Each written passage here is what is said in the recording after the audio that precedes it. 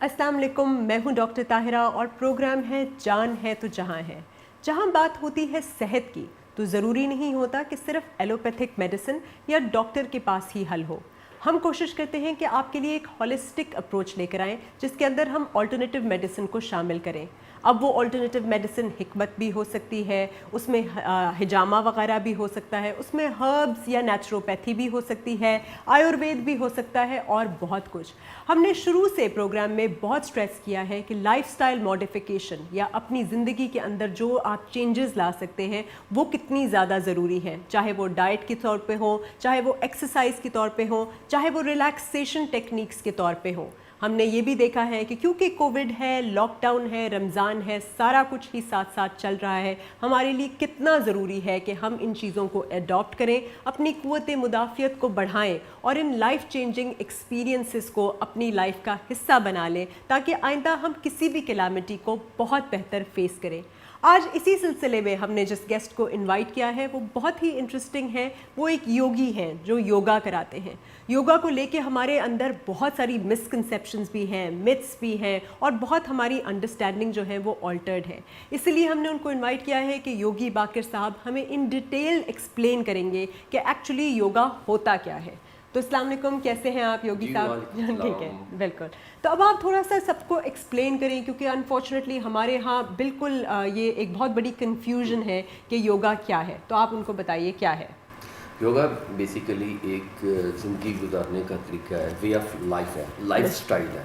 ठीक। इसके अंदर एक्सरसाइज भी है जिसको हम वर्जिश कह सकते हैं।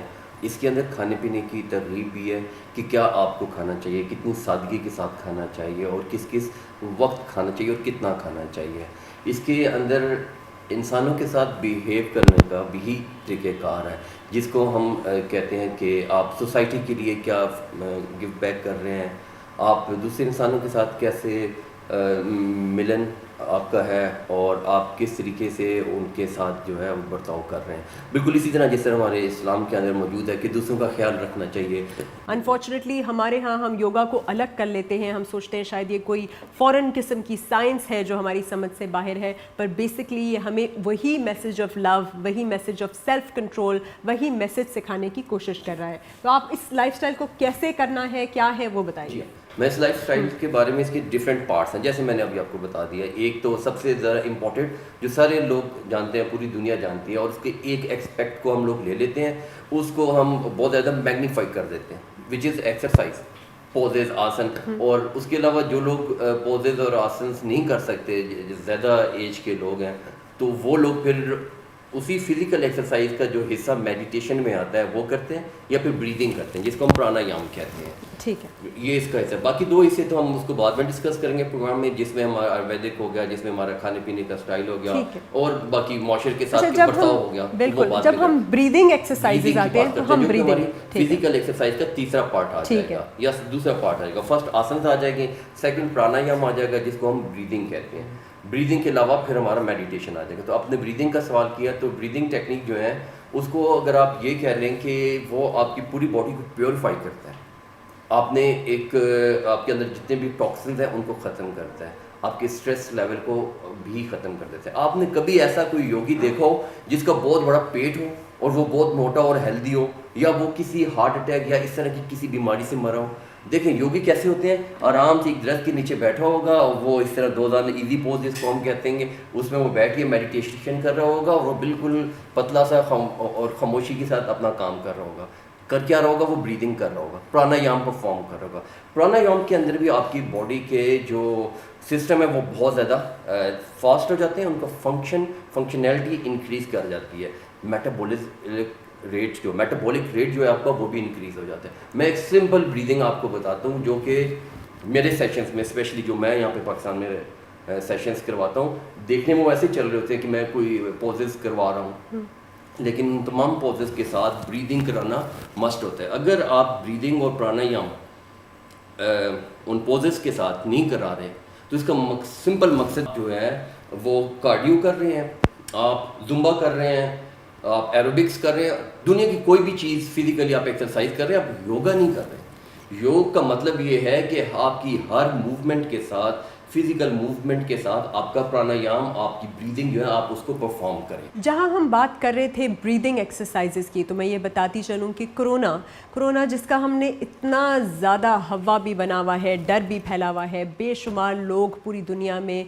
इसके लपेट में भी आ गए हैं, उनमें भी जो लोग रिकवर कर पाए हैं और वो थैंकफुली मेजॉरिटी में है, वो वही हैं जिनकी लंग कैपेसिटी सही थी या जिनकी ब्रीदिंग सही रही। और उनकी ब्रीदिंग सही रहने का रीज़न यही था कि उन्होंने एक अच्छी एक्सरसाइज रूटीन रखी हुई थी, वो लोग स्मोक नहीं करते थे, उन्हें कोई इस तरह की कोमॉर्बिड कंडीशंस नहीं थी जिसमें रेस्पिरेटरी प्रॉब्लम्स हों, एस्थमा हो वगैरह वगैरह। तो ब्रीदिंग का सिर्फ इसमें ही फ़ायदा नहीं होता कि आपका पूरा सिस्टम ऑक्सीजनेट होता है, बट जैसे योगी साहब बता रहे थे कि जब आप ब्रीद इन करते हैं और ब्रीद आउट करते हैं तो बेसिकली आप सारी की सारी पॉजिटिविटी को अंदर लेते हैं और अपनी नेगेटिविटी को बाहर कर लेते हैं। और ये सब माइंड गेम नहीं होता, ये वाकई फिज़िकली भी रिलेटेड होता है। जब आप ये सोचते हैं और बाकायदा अच्छी हवा, प्योर हवा को अंदर लेते हैं, ऑक्सीजन को अंदर लेते हैं, तो आप बेसिकली सारी बीमारी को भी बाहर कर रहे होते हैं। इसी पे मैं उनसे रिक्वेस्ट करूंगी कि वो थोड़ी सी ब्रीदिंग एक्सरसाइजेस को एक्सप्लेन करें और बताएं कि लोग कैसे इसको इस वक्त कर सकते हैं। जी, 2-3 किस्म के प्राणायाम है। जैसे मैंने बताया कि प्राणायाम फर्स्ट नंबर हमारी कंडीशंस होती हैं, उसको परफॉर्म करना बहुत ज़रूरी होता है during the any yoga session की। ठीक है। तो जो पूरी योगा सेशन के दौरान जो प्राणायाम परफॉर्म किया जाता है अष्टांग योगा के अंदर, मैं वो करता हूँ, उसको मैं उससे भी रिलेट करूँगा कोविड के साथ, तो वो है ही है ऑलरेडी, क्योंकि वो आपकी लंग्स की कैपेसिटी को इंक्रीज करता है। अगर आपकी लंग्स की कैपेसिटी बचपन में 18 साल की एज के अंदर जो 100% थी, तो अभी वो 40-50 की एज के अंदर आके 60-70% रह गई है। तो आप योगा की ये वाली प्राणायाम परफॉर्म करके 60 मिनट्स के लिए ड्यूरिंग एक्सरसाइज के साथ करके उस फंक्शनैलिटी, लंग्स की फंक्शनैलिटी की, उसकी कैपेसिटी को इंक्रीज कर सकते हैं किसी हद तक। जी, और दूसरा इसको मैं रिलेट करूंगा वेट लॉस के साथ। ये आपकी बॉडी को अंदर से इंटरनल ऑर्गन्स को जो है ये वार्म करती है और आपकी जो मेटाबॉलिक रेट, जो थोड़ी देर में मैंने जिक्र किया था, मेटाबॉलिक रेट को भी इंक्रीज करती है। आप बैठे हुए किसी जगह पे, आप कोई फिजिकली एक्सरसाइज नहीं कर रहे और कैलोरी डेफिसिट में नहीं जा रहे, आप फूड को भी कम नहीं खा रहे, तो उसके बावजूद आप ये प्राणायाम परफॉर्म करने से आपका मेटाबॉलिक रेट इंक्रीज करेगा और उसके साथ आपका जो वेट है वो भी कम होगा। तो साथ कोविड के लिए भी बड़ा इफेक्टिव है। जी, मैं सबसे पहले आपको बताऊंगा कि आपने क्या करना है। इनहेल करना है नाक से और आपने एक्सहेल करना है नाक से। जी, मुंह आपका बिल्कुल बंद रहेगा। उसके साथ आपने क्या करना है कि आपके गले के अंदर से यहाँ पे बिल्कुल एग्जैक्टली ये जो डिप्रेशन बना हुआ है, इसके साथ ही इसके जो विंड पाइप है, मुंह से जो विंड पाइप सांस की नाली जो लंग्स के अंदर जा रही है, यहाँ पे इसका अगर सुराग जो है वो सर्कमफ्रेंस जो है वो अगर इतना ज्यादा है, तो हमने उसको तंग करके क्लोज करना है, ताकि लंग्स की कैपेसिटी नीचे से वैसे ही रहेगी और ऊपर उसका जो इनहेल है, जो उसका पाइप है, वो कम हो जाएगा और उससे वो एक साउंड क्रिएट होगी। उस साउंड की वाइब्रेशन से आपका मेटाबॉलिक रेट इंक्रीज होगा, क्योंकि आपके थायराइड ग्लैंड्स आपके इसके दाएं और बाएं करके हैं, वो वाइब्रेशन से, उस साउंड से जो है ना वो होगा। और आप बैठे बैठे बगैर कोई एक्सरसाइज किए हुए सिर्फ इस एक्सरसाइज से इन दो चीज़ों पे जो है ना वो काबू पा सकते हैं, वेट लॉस से और कोविड से। चलें जी, करते हैं। ठीक है, पहले मैं आपको नाक से सांस लेना बताऊंगा, फिर मैं साउंड की बात करके बताऊंगा। दोनों को अलग करते हैं। नंबर 1 पे लंबा इनहेल करना है, जो हम 4 सेकंड तक इनहेल करेंगे, फिर 1 सेकंड शायद उसको रोकें या नहीं रोकते, और साथ ही उसको स्लो 4 सेकंड तक वापस, और ये नाक से करना है, नाक से ही करना तो है। बेसिकली वो बता रहे हैं कि आपने अपने नाक से हवा को अंदर लेना है, पूरी तरह अपने अंदर थोड़ी देर रखना है और फिर उसको नाक से ही निकालना है। उसका जो एक्सहेल करना है, जो नाक से निकालने का जो टाइम पीरियड है वो उतना ही ज्यादा है जितना उसको अंदर ले जाने का, 4 सेकंड। ये नहीं कि एकदम करना। चले मैं करके पहले बताता हूँ आपको। इनहेल हाथ के साथ मैं बताऊंगा, साथ नाक से ले लूँ साउंड। होल्ड 1 सेकंड 2 सेकंड और एक्सहेल देखिएगा, एकदम नहीं कर रहा।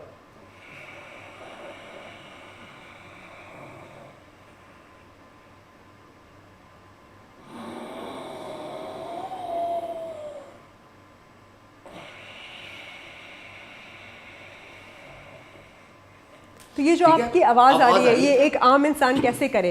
देखिए, सिंपल सी आवाज है ये, सिंपल से एक साउंड है कि जब आपका जहां से एयर जो है वो उसका इनलेट, लेकिन आप कंट्रोल कैसे करते हैं इसको, करते कैसे हैं? थोड़ा प्रैक्टिस से हो जाता है। अच्छा, हो जाए। जो आपके इनहेल आप कर रहे हैं और उसका जो इनलेट है उसका अगर सर्कमफ्रेंस को आप कम कर लेंगे, ठीक है, और कैपेसिटी पीछे जो साउंड आ रही है, जो हवा आ रही है, उसकी क्वांटिटी उतनी ही है, लेकिन जहाँ से वो पास कर रही है उसको हमने तंग कर दिया तो ये साउंड क्रिएट हो जाएगी। It's a ocean like sound, it's a cobra sound, right.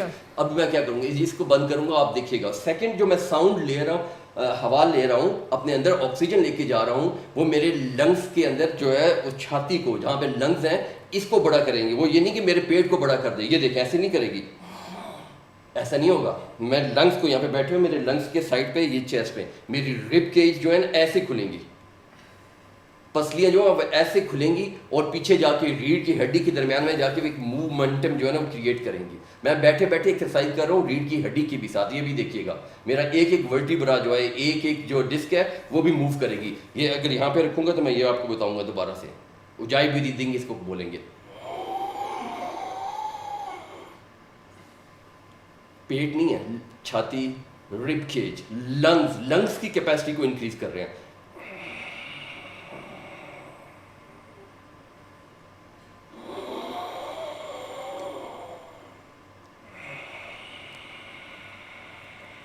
क्योंकि आपके थायराइड ग्लैंड जो होते हैं, आपके ये विंड पाइप के दाएं और बाएं होते हैं। डॉक्टर साहब को आप ज़्यादा बेहतर बता सकते हैं। बल्कि मैं ये उसको वाइब्रेशन से थ्रू मोटिवेट, ये तो बिल्कुल ये एक पूरी साइंस है, और काश कि पूरी दुनिया को इसका पता होता तो शायद हम इस तरह से कोविड से इफेक्ट भी ना होते। क्योंकि at the end of the day पूरा का पूरी गेम ही टाइडल वॉल्यूम, वाइटल कैपेसिटी के ऊपर है कि लंग्स की कितनी एक्सपेंशन है और कितनी हमने अच्छी एयर, कितनी ऑक्सीजन को लंग्स के अंदर लिया है। बिल्कुल अगर सब लोग ये एक्सरसाइज करें, और देखिए ये एक्सरसाइज तो उन लोगों के लिए भी ठीक है जिनको मतलब फॉर एग्जांपल घुटने का दर्द है, या जोड़ों का दर्द है, या बूढ़े हैं, या जो है वो किसी वजह से अगर हिल जुल नहीं सकते, आजकल वैसे ही कन्फाइंड है, लॉकडाउन में है, वैसे ही बाहर नहीं जा सकते, तो वो बैठे बिठाए भी ये एक्सरसाइज करेंगे तो ना सिर्फ उनकी ये ब्रीदिंग इंप्रूव होगी, उनकी लंग कैपेसिटी, उनकी कुव्वत मुदाफियत, उनकी ओवरऑल गुड फीलिंग होगी, बल्कि उनका बेजल मेटाबॉलिक रेट इंक्रीज होगा। बेजल मेटाबॉलिक रेट वो रेट होता है जिस रेट पे आपकी एनर्जी प्रोड्यूस होती है, या जो कुछ भी आप खाते हैं वो जितना फास्ट यूटिलाइज होता है to give your body energy, बजाय इसके कि वो फैट में कन्वर्ट हो जाए और आपका एक बेली आ जाए। तो ये तो एक इतना अच्छा वेट लॉस टेक्निक भी है, फिटनेस टेक्निक भी है, हेल्थ टेक्निक भी है। इसको ऑब्वियसली बहुत प्रैक्टिस के साथ ये आएगी, पर ये देखिए सारी कितनी साइंटिफिकली रिलेटेड है। वो ये कह रहे हैं कि आप जब ये हवा अंदर लेंगे, ना सिर्फ आपकी लंग्स एक्सपैंड करेंगी, आप इन सारी इन्फेक्शन से तो चलो दूर रहेंगे ही रहेंगे, ऑक्सीजनेशन भी होगी, बल्कि आपके जो थायराइड ग्लैंड्स यहाँ मौजूद हैं उनको आप वाइब्रेशन से थोड़ा सा मतलब एक तरह का सिग्नल दे रहे हैं। और थायराइड की वजह से तो हमारे मुल्क में वैसे ही आपको पता है हाइपोथायराइड हो गया, हाइपर थायराइड हो गया, इतने मसाइल हैं हमारे अंदर। जितने भी मसले होते हैं किसी चीज़ की कमी या ज़्यादती या इम्बैलेंस की वजह से होते हैं, चाहे वो हार्मोन हो, चाहे वो न्यूट्रिएंट्स हो, वगैरह वगैरह।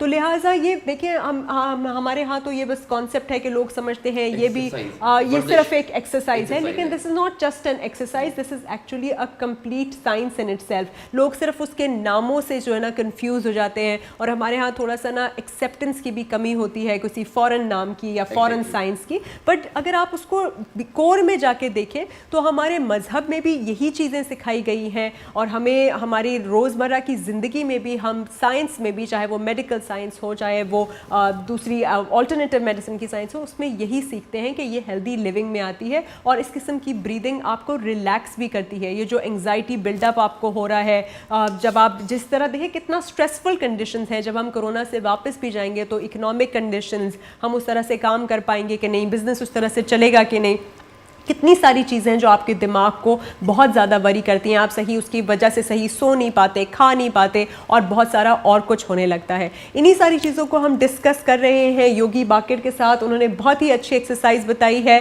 और थोड़ी सी मुश्किल लग रही है, लेकिन मेरा ख्याल है कर करके प्रैक्टिस से आ भी जाएगी। तो इस पर हम एक छोटा सा ब्रेक लेते हैं और आते हैं ब्रेक के बाद।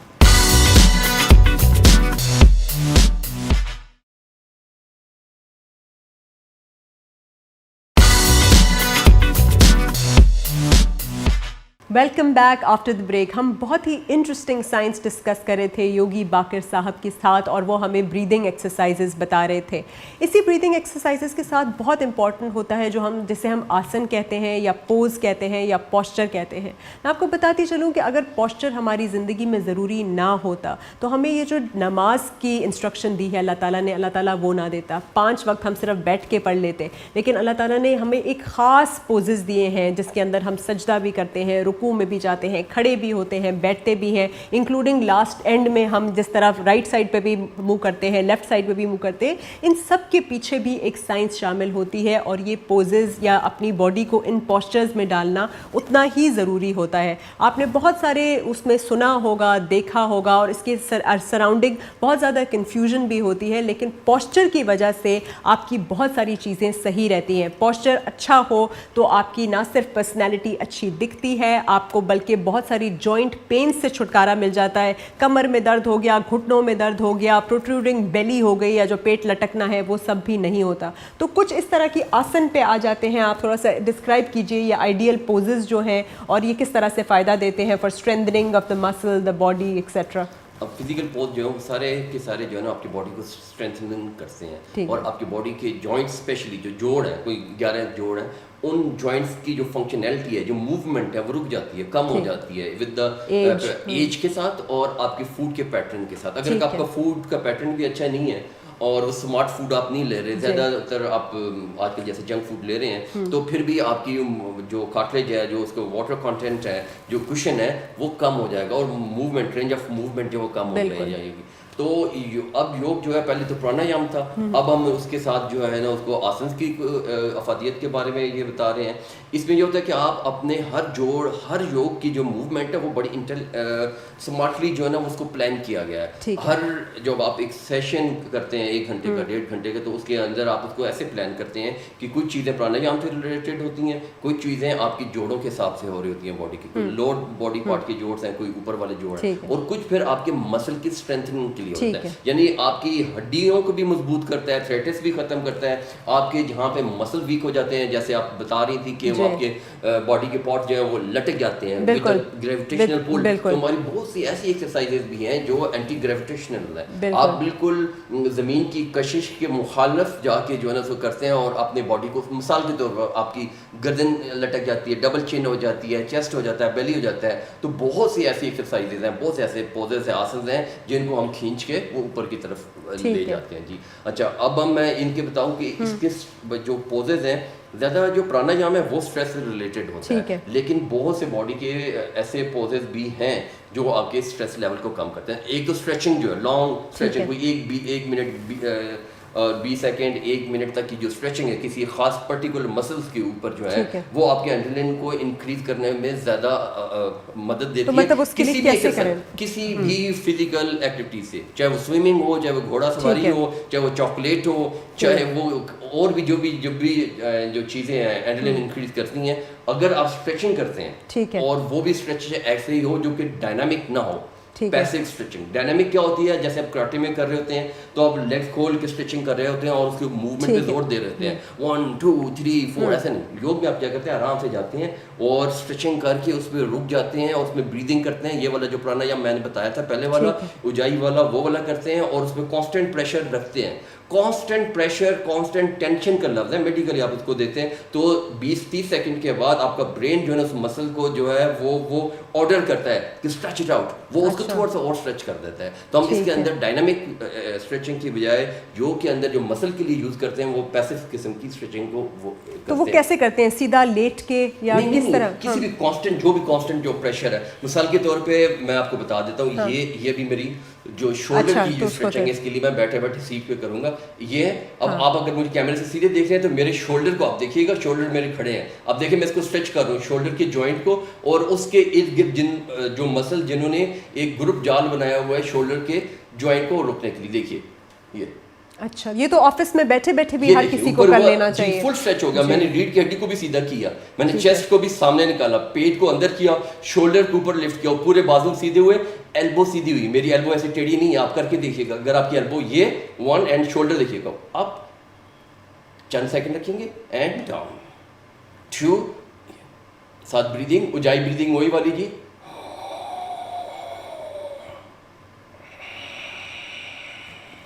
ये तो कितनी अच्छी एक्सरसाइज है। आजकल सब लोग टीवी देख रहे होते हैं, कंप्यूटर पे होते हैं, ऑफिस में होते हैं। अगर ये थोड़े से ब्रेक्स ले लें हर 2-4 घंटे बाद और ये कर दें तो उनका कितना भला हो सकता है। ठीक हो सकता है। जैसे आजकल की दुनिया में आप सबसे ज्यादा किस में टाइम गुजार रहे होते हैं? स्क्रीन के ऊपर और या फिर व्हाट्सएप के ग्रुप के अंदर। तो आप हर एक घंटे के बाद अगर ये कर लें तो कितना ज्यादा आपका पोस्चर सीधा हो जाएगा, आपके अंदर कभी खम नहीं आएगा, बहुत सी परेशानियों से आप बच जाएंगे। और मजे की बात, योग आजकल आप अपने घर के अंदर कर। योग के लिए क्या चाहिए होता है? आपको 7 फुट का मैट चाहिए होता है, 2 फुट चौड़ा होता है, 7 फुट लंबा होता है, बेड के साथ ही डाला और उसके ऊपर आप एक्सरसाइज। कोई आपको वेट्स नहीं चाहिए, कोई जगह नहीं चाहिए, कहीं जिम में आना जाना नहीं चाहिए, कोई भी आपको और मेंबरशिप भी नहीं चाहिए। बिल्कुल, आपको सिर्फ विल पावर चाहिए कि भाई मैंने ये करना है। I have to love myself. मैं अपने आप से पहले मोहब्बत करूंगा तो इस काबिल हो सकूंगा कि दुनिया को कुछ रिटर्न करके दे सकूं, प्रोडक्टिव हो सकूं, अपने घर वालों का भी ख्याल रख सकूं, अपने मुल्क के लिए भी कुछ कर सकूं। हम बहुत ही इंटरेस्टिंग चीज़ें सीख रहे हैं योगी बाकर साहब से और मैं उनकी बहुत शुक्रगुजार हूँ कि वो इतनी अच्छी और मुफीद बातें हमें बता रहे हैं। उम्मीद है आपको भी उतना ही मज़ा आ रहा होगा। अब लेते हैं एक छोटा सा ब्रेक और ब्रेक के बाद डिस्कस करेंगे कि हमें डाइट में क्या क्या करना चाहिए।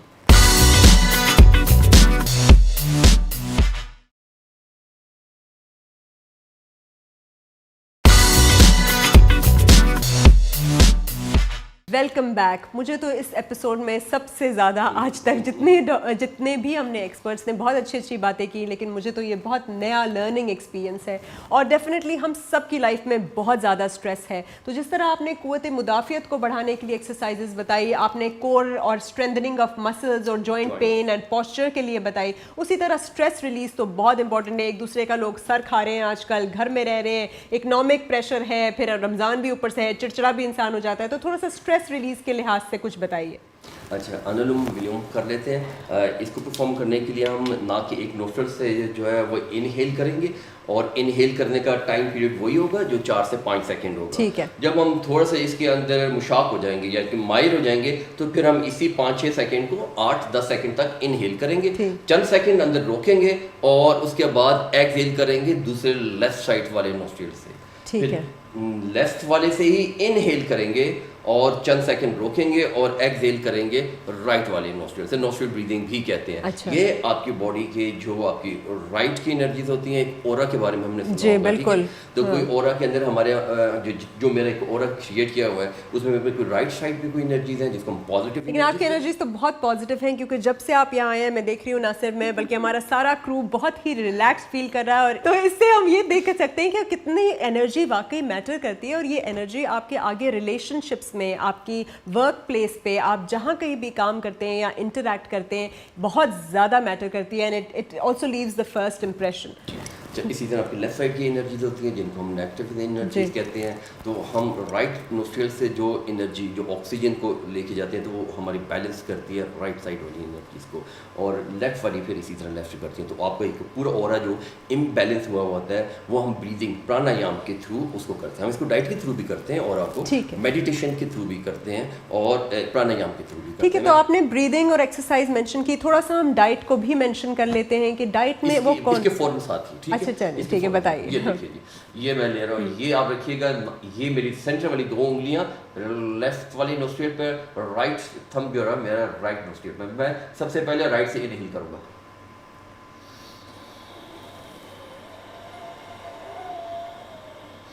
Hold, exhale left,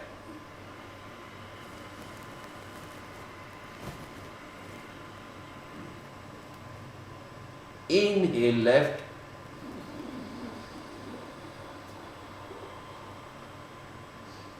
left close, hold, right exhale.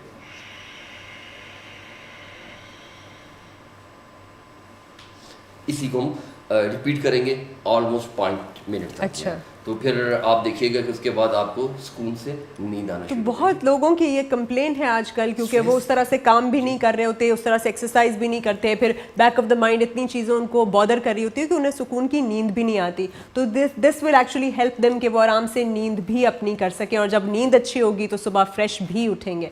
तो हम जाते जाते, अब हमारे पास टाइम थोड़ा है, हम नेक्स्ट एपिसोड्स में ज़रूर योगी बाकर साहब को फिर इन्वाइट करेंगे और मज़ीद उनसे एक्सरसाइजेज भी सुनेंगे। अगर हम डाइट्स में कुछ, डाइट के अंदर कुछ ऐसे हर्ब्स आप मेंशन कर दें, बहुत सुना है मैंने मोरिंगा लीव्स के बारे में, हेम्प सीड ऑयल के बारे में, हेम्प सीड के बारे में, इनका थोड़ा सा अगर मेंशन कर दें कि अगर लोग इफ्तारी या सहरी में अपने सैलड्स में या स्मूदीज़ में या टीज़ में इसको इस्तेमाल करें तो उनका क्या कामिंग इफेक्ट हो सकता है। जैसे कुव्वत मुदाफ़त के बारे में हम बात करें, इम्यूनिटी सिस्टम आजकल कोविड के हवाले से का इम्यूनिटी लेवल जो है वो अच्छा होता है, बेहतर होता है, वो इसे फाइट कर लेता है, अफेक्ट तो कर लेते हैं उसको, लेकिन उसके बाद वो बच जाता है, उसके चांसेस ज़्यादा होते हैं। उसमें एज का ताल्लुक कम होता है क्योंकि यंगस्टर को भी अफेक्ट हो रहा है और आफ्टर 60 वाले भी हो रहा है। मेरे ख्याल में सर्वाइव वही कर रहा है जिसका इम्यूनिटी लेवल जो है ना, तो उसके लिए क्या पिए हम उसके लिए जैसे मोरिंगा सजेस्ट करते हैं। मोरिंगा के अंदर एंटीऑक्सीडेंट जो है वो भी है, और उसके अंदर आपके विटामिन्स भी हैं, और उसके अंदर इन्फ्लेमेटरी एजेंट्स भी हैं जो कि 26 एंटी इन्फ्लेमेटरी एजेंट्स हैं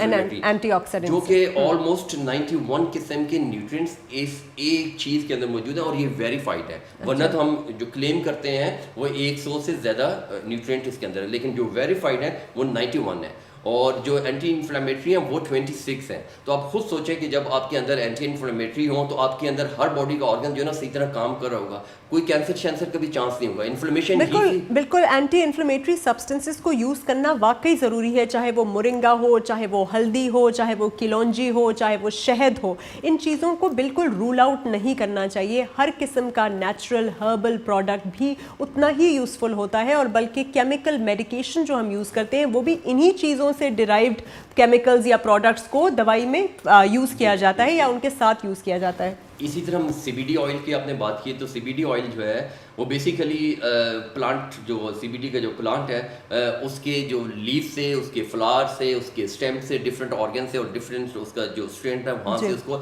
एक्सट्रैक्ट किया जाता है। इसका ताल्लुक जो है वो उसकी THC कंटेंट से नहीं है जो आपको हाई करता है। CBD की बात कर रहे हैं। CBD एक सिंपल जो आपकी बॉडी के अंदर इम्यून सिस्टम को इंक्रीज करता है और भरपूर तरीके से इंक्रीज करता है। आपकी शुगर लेवल क्लेम के साथ, गारंटी के साथ लोग कहते हैं कि वो 2-3 महीने के अंदर जो है शुगर लेवल आपका कंट्रोल में आ जाता है। उसके बाद आपको वो विटामिन्स भी देता है, और नींद, डिप्रेशन के लिए बहुत अच्छा है। पेन के लिए मैंने एक साहब को जो है रिकमेंड किया, उनके सर्वाइकल के अंदर जो है ना वो लोहे की जो है ना स्टील की प्लेट्स पड़ी हुई थी, और उनको जो वो पेन किलर जो है ना खानी पड़ती थी। उन्होंने जब वो खाने शुरू किए, उसके कतरे डोजेज ऑलमोस्ट उनकी थोड़ी सी ज़्यादा थी, लेकिन सुबह और शाम में तो उनका वो पेन ख़त्म हो गया 3 महीने के अंदर। तो ये अमेजिंग जो है वो एक मेडिसिन भी है, एक हर्ब भी है। आजकल दुनिया में बहुत इसमें काम हो रहा है। बेसिकली बहुत सारी ऐसी हर्ब्स हैं, जैसे मैंने आपको कहा, एंटी इन्फ्लेमेटरी सब्सटेंसेस को अगर आप कंट्रोल्ड अमाउंट्स में सही गाइडेंस के साथ एक डॉक्टर और एक नेचुरोपैथ और एक हर्बलिस्ट सबके मुश्तरका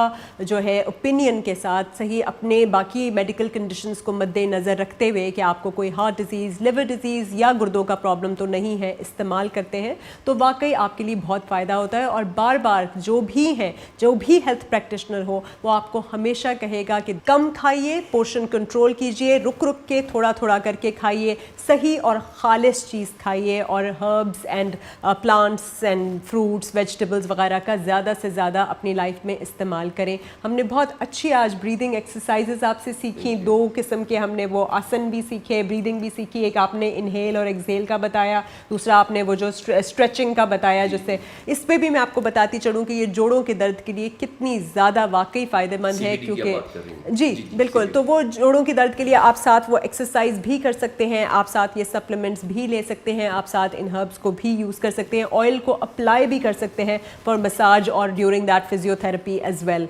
तो बहुत ही अच्छा लगा आपसे बात करके, और योगी साहब आपको हम फिर थोड़ी सी दावत देंगे इसी प्रोग्राम में, ताकि आप उस वक्त हमें फिजिकली ये एक्सरसाइजेस थोड़ी सी करके दिखाएं, ताकि लोग जो बहुत ज़्यादा स्ट्रेस्ड आउट हैं, लॉकडाउन में हैं और रमज़ान के थ्रू, इनको वो इससे ज़्यादा से ज़्यादा फ़ायदा उठा सकें। Thank you very much. बहुत शुक्रिया जी, आपका भी बहुत बहुत शुक्रिया। उम्मीद है आपको बहुत अच्छी इन्फॉर्मेशन मिली होगी, और अब आप घर बैठे, आपके पास कोई एक्सक्यूज़ नहीं है कि कि मैं जिम नहीं जा सकता, मैं बाहर नहीं जा सकता, या मैं जो है हिलजुल नहीं सकता, मेरे घुटने में दर्द है, आप ये सारी चीज़ें कर सकते हैं। रिलैक्स कीजिए, ख़ुद भी सीखिए, मज़ीद अपनी यूट्यूब या अपने जो कोई भी इंटरनेट है उसको इन चीज़ों को लर्न करने में जो है ज़्यादा टाइम लगाइए। अच्छी प्रोडक्टिव चीज़ देखिए, उसे बांटिए, शेयर कीजिए, तो आपको भी फ़ायदा होगा और दूसरों को भी आपके इर्द गिर्द फ़ायदा होगा।